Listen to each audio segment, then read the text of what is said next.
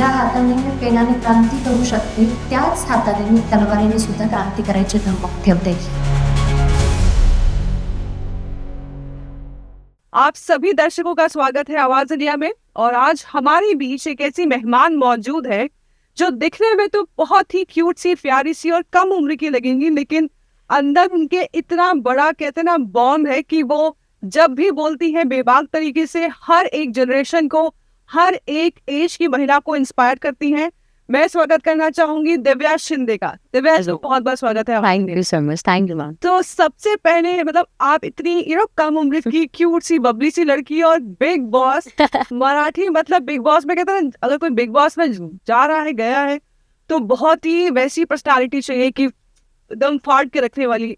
और आप तो इतनी प्यारी सी दिखती हैं, लेकिन ये जिस चीज के लिए आप इतना फेमस हो रही हैं, एक्चुअली ये बिग बॉस सीजन 6 मराठी हुआ क्या था?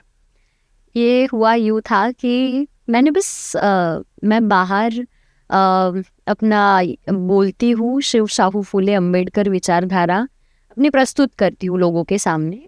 तो एक होता है ना कि हम लोग डायलॉग्स के थ्रू बोलते हैं, या फिर हम ऐसे बोलते हैं कि अरे मैंने इस चीज़ को इसमें कन्वर्ट करके ऐसे बोला कि लोगों को समझने में परेशानी ना हो। तो बहुत लोगों ने पोक किया कि तुम ऐसी हो, ऐसी हो, ऐसी हो। मैं बोल रही हूँ कि अरे नहीं, तुम ये सब चीज़ें मत करो मेरे साथ। मैं यहाँ पे खेलने आई हूँ, हम लोग इस तरीके से लेंगे कि तुम्हारा रिलेशन मेरे साथ है और हम खेलेंगे, बस तुम मेरे बाहर की चीज़ें मत निकालो। तो उन्होंने सुना ही नहीं मेरी बात। तो फिर मैंने उनको दिखा दिया कि मैं बाहर क्या हूँ।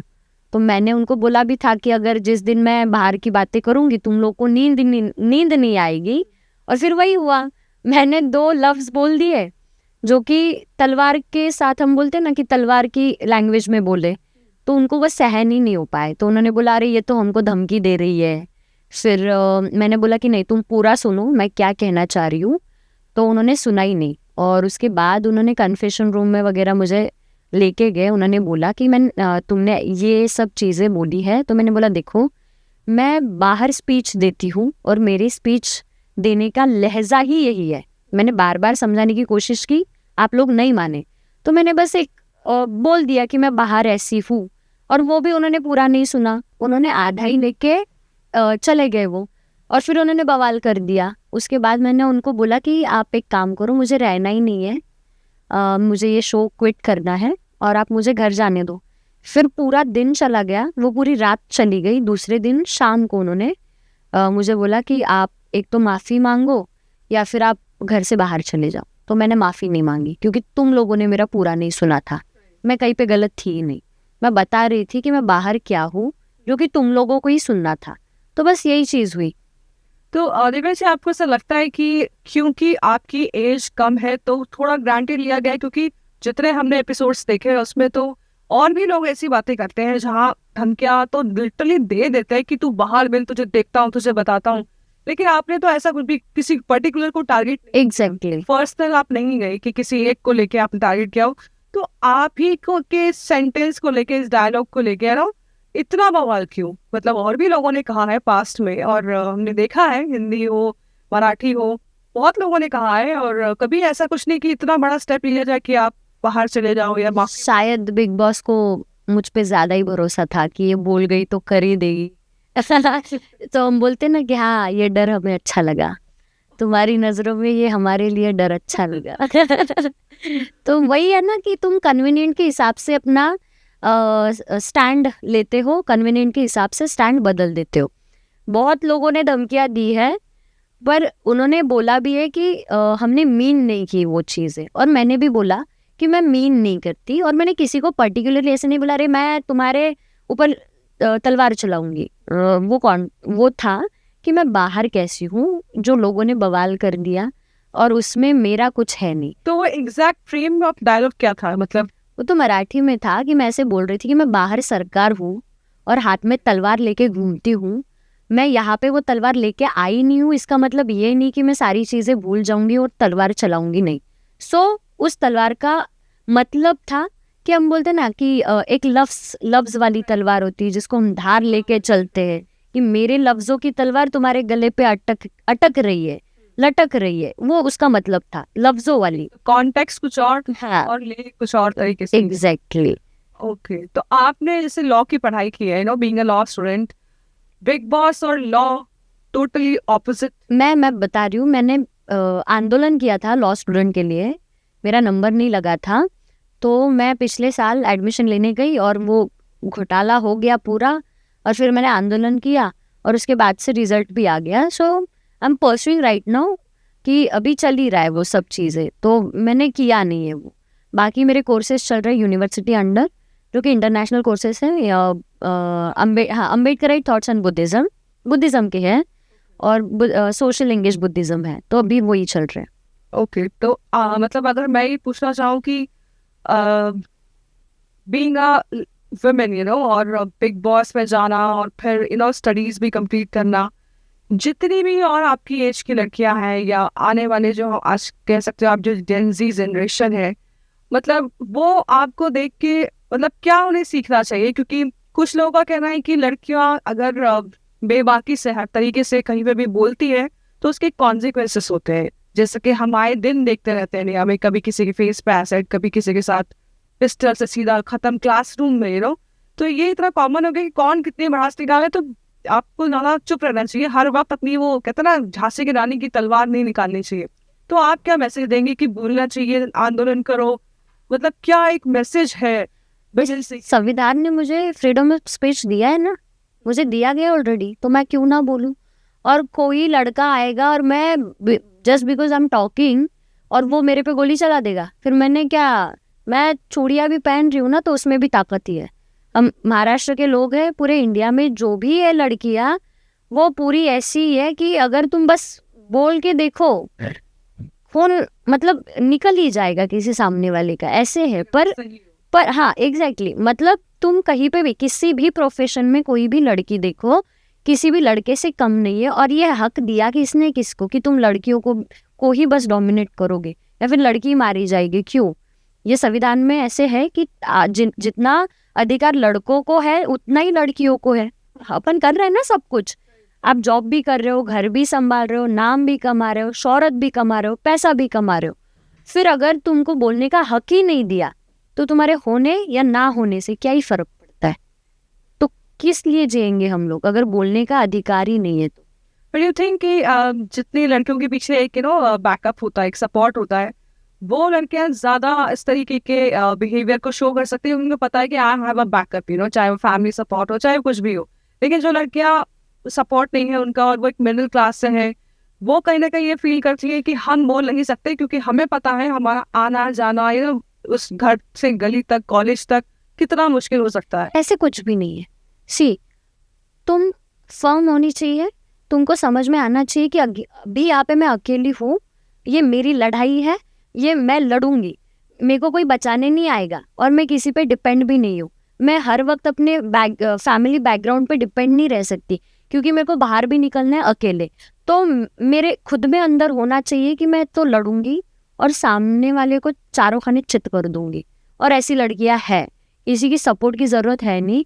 अगर नहीं भी है सपोर्ट तो वो भी मतलब बोलते ना हम कि स्ट्रांग ही है, उनको कोई फ़र्क नहीं पड़ता तुम्हारे पास फैमिली बैकग्राउंड है भी, सपोर्ट है भी या नहीं भी। ये तुम पे डिपेंड करता है कि तुम कितनी स्ट्रांग हो, मेंटली भी फिजिकली भी।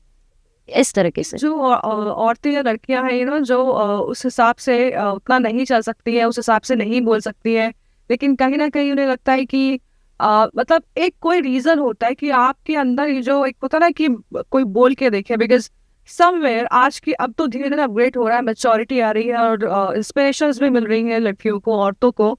इनफैक्ट हमारे इंडिया में ही प्रधानमंत्री जी बहुत कुछ कर रहे हैं ताकि लड़कियां आगे आए, जो घर में भी हैं उनको भी दो पैसे वो कमाए। लेकिन मेरा ऐसा मानना है कि ये अपब्रिंगिंग होती है जो आपके अंदर की ये चीज को बाहर निकालती है कि आप, मैं गलत बात बर्दाश्त नहीं करूंगी चाहे कुछ भी हो जाए, because somewhere it is also in there मी।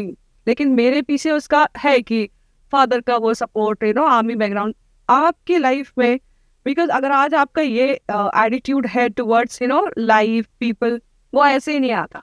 तो इसके पीछे कौन है? योर मदर, योर फादर, और whoever रिस्पॉन्सिबल फॉर दिस? ये होता है ना कि एक होता है कि मेरे को नहीं अच्छा लगा तो मैं बोलूँगी, फिर बाद में सामने वाला बोलता है अरे क्या मुंह फट लड़की है, सीधा मुंह पे बोल देती है क्योंकि उनको वो पचता नहीं है। हाँ, उनको पचता नहीं है वो। और मेरे को एक बात बहुत अच्छी तरीके से समझ में आती है, ये जो वुमेन एम्पावरमेंट वाला जो है, ये ज़रूरत ही क्या है कि हम सशक्त नहीं है क्या, कि हम स्ट्रांग नहीं है क्या। और ये फ्रेज जो है ये लागू कर दी गई है, क्यों कर दी? क्योंकि एक पेट्रियार्की जो है अभी चल रहा है उसको ख़त्म करो। तो ये जो ये है ना कि अरे लड़की स्ट्रांग होनी चाहिए, इसको स्ट्रांग करो, इसको घर के बाहर निकालो, इसको ज़्यादा सहूलत दे दो, इसकी ज़रूरत ही नहीं पड़ेगी जब तुम ये वाला जो पलड़ा है ना पेट्रियार्की वाला वो नीचे करोगे। तुम भी एक पर्टिकुलर जगह से आते हो, मैं भी आती हूँ, दोनों साथ में ही है। और संविधान ने अधिकार दिया है, लोगों को यही समझ में नहीं आता कि हमको तुमने मुझे या फिर मैंने तुम्हें अधिकार नहीं दिया है, भारत के संविधान ने दिया है और हर किसी को एक ही दिया है। जैसे तुम हो वैसे मैं भी हूँ संविधान के दायरे में, तो मैं तो किसी से नहीं डरूंगी, मैं अपनी बात रखूंगी, तुमको चाहे अच्छी लगे ना लगे ये तुम्हारे ऊपर है, मैं तो बोलूंगी। तुम मुंहफट समझो, तुमको जो समझना है समझो। लोगों को, आधे लोगों को तो यही समझ में नहीं आता कि हमारे ऊपर अन्याय चल रहा है, मैं क्यों सहन करूं? मैंने किसी के घर में खाना खाने जाना है क्या उसके घर में कि मैं उसका सहन करूं? अरे अपने मम्मी डैडी जब बोलते हैं हम जवाब दे देते कि तुमको समझ में नहीं आता, तुम कैसे घर में बोल रहे हो तो बाहर क्यों नहीं बोल रहे हो? तुमको समझ में आ भी रहा है कि ये सामने वाला गलत हो रखा है तो तुम बोल क्यों नहीं रहे हो? तुमको फ्रीडम ऑफ स्पीच और तुमको न्याय मांगने का अधिकार संविधान ने दिया है और उसका इस्तेमाल करना आना चाहिए, वो संविधान ने दिया है। So you think because you have studied law, that is the reason you have this much knowledge to spread that we have these rights कि अब संविधान के पास ये है, ये है, ये है, ये इस वजह से है नहीं, मैं अपने आप को जिंदा समझती हूँ। मेरे पे जो भी अन्याय होगा मैं न्याय की मांग करूंगी, मैं जिंदा हूँ। जो लोगों को अपने ऊपर अन्याय हो रहा है ये समझ में ही नहीं आ रहा है, मैं उनको जिंदा समझ ही नहीं रही हूँ। लोग होते हैं ना कि अरे इस मसले में क्यों पढ़ना है, चलो जाने दो, छोड़ दो, बाद में देख लेंगे। क्यों बाद में देख लेंगे? जब मेरे ऊपर आएगा आई विल कट दैट स्ट्रेंथ, मैं वहीं पे कर दूंगी कि मैं वहीं पे कट करूंगी वो चीज़ कि बाद में मेरे बाद जो भी लोग आएंगे उनको सहन ना करना पड़े ये चीज़। अगर मेरे पे आ रहा है I will cut that crab over there only. मैं वो आगे बढ़ने ही नहीं दूंगी, मेरे को बढ़ने ही नहीं देना है वो चीज़ को। मैं अन्याय सहन ही नहीं कर सकती। मेरे को अपने मम्मी डैडी ने मेरे को जन्म दिया है, खाना भी वही दे रहे, पानी भी वही दे रहे, मैं उन्हीं के लिए कर रही हूँ, तो मैं किसी और का ऊंची आवाज़ भी नहीं सहन करूँगी। अगर तुम सही बोल रहे हो मैं सुनूंगी, पर सही बात सुनूंगी। पर डर लगता है कभी, क्योंकि इस तरीके का जो एटीट्यूड और जो हम जज्बा लेके उतरते हैं किसी भी मैदान में, वहाँ कॉन्सिक्वेंसेस के लिए any time you have to be ready.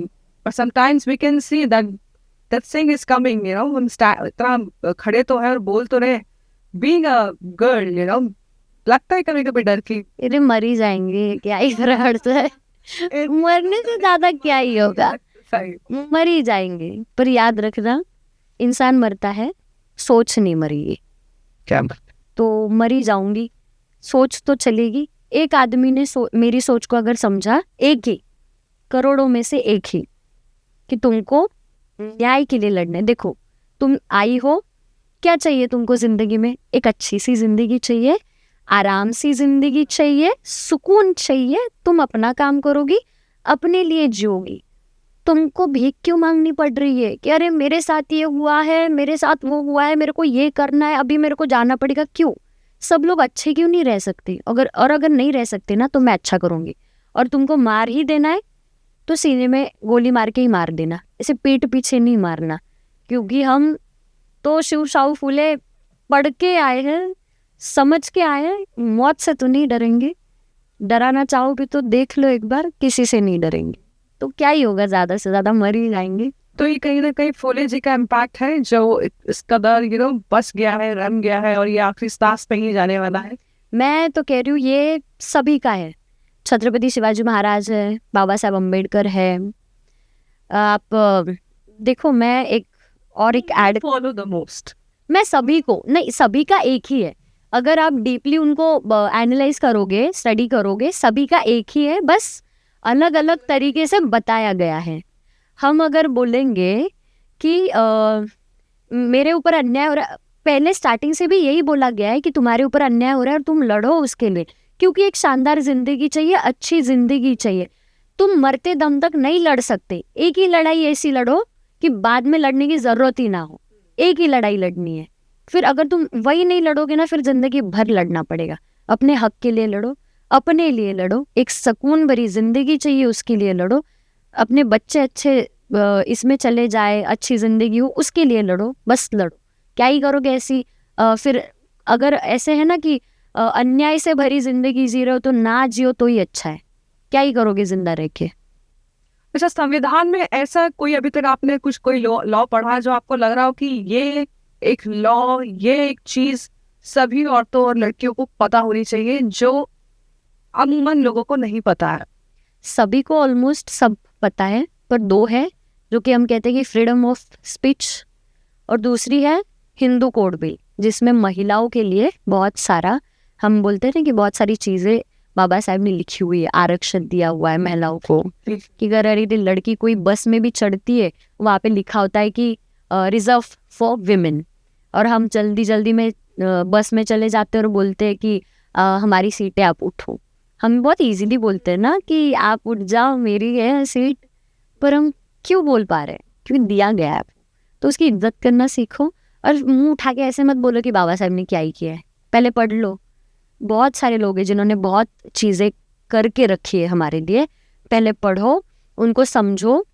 जब संविधान नहीं था उसके पहले ज़िंदगी ऐसी नहीं थी। आपको अगर पता होगा तो 10-10 साल में लड़कियों की शादी होती थी, 12-12 साल में बच्चे थे। घर करो, चूल्हा करो, बाहर मत निकलो, घूंघट मत उठाओ, ये मत करो, वो मत बोलो, यहाँ मत जाओ, वहाँ मत जाओ। अब तुम हो और तुम्हारा स्वाभिमान है, और बस तुम फ्री हो, तुम कुछ भी कर सकते हो। तुमको डिवोर्स तक का अधिकार दिया है। तुम जिससे चाहे शादी कर लो, जिससे चाहे प्यार कर लो। ये पहले नहीं था। तो इतना सब दिया है ना, तो एक होता है ना कि ग्रैटिट्यूड होना चाहिए कि दिया गया है। फायदा उठाना चाहिए। तो ये आपने कॉलेज के आसपास कोई कुछ आंदोलन किया था जहाँ पे बहुत मतलब एग्जैक्टली उस आंदोलन में जो भी आपने किया, उसके बाद ऐसा कुछ आपने फेस किया जहाँ पे किसी एक ने भी आके बोला हो कि thank you, you fought for us? बहुत सारे कॉल आए, बहुत सारे। मुझे तो अच्छा ही लग रहा था कि अरे चलो मेरा नहीं हुआ, इन लोग का हो गया। बहुत सारे मैसेज, मेल, फ़ोन कॉल्स कि ताई थैंक यू, आपकी वजह से हमारा हो गया, आपकी वजह से ये हुआ, आपकी वजह से हुआ। बहुत अच्छा लगता है जब कोई आपके काम को लेके आपकी प्रशंसा करे, तो अच्छा ही लगता है। और बिग बॉस में कैसे, मतलब ये लॉ, यहाँ आंदोलन और यहाँ बिग बॉस का कॉल आना, मतलब हाउ कैसे? पता नहीं उनको कैसे सूझा ये लड़की चाहिए। हमारे शो में वो तलवार निकाल फिर सहन भी तो नहीं हुआ। यही वही बात है जो कि पता है तुमको, जो कि पता है तुमको कि ये लड़की ऐसी है, जो कि पता है तुमको कि ये ऐसे ही करेगी, तो तुमको फिर सहन क्यों नहीं हुआ? दे अप्रोच मी एंड मैंने बोला कि मेरे ये शर्तें हैं, मैं ऐसी हूँ और उसी के साथ मैं आऊँगी, अगर मंजूर है तो चलो। उन्होंने मंजूर किया तो मैं चली गई।